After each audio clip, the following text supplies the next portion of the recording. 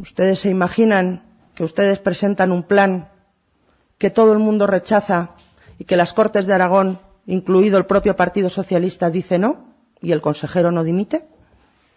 ¿Y la teniente de alcalde del Ayuntamiento de Jaca dice una cosa en Jaca y la contraria en las Cortes de Aragón y tampoco dimite?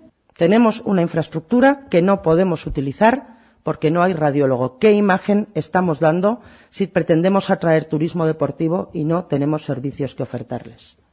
Una epidemia de gripe no lleva a suspender las operaciones quirúrgicas que no nos vendan la moto. En San Jorge no hay pañales y no hay gasas. En las consultas de primaria hace mucho tiempo que no hay material para hacer analíticas a niños o a mayores. Yo pregunto dónde están ahora las pancartas, los que las tienen dobladas, que las saquen, porque desde luego van a hacer falta.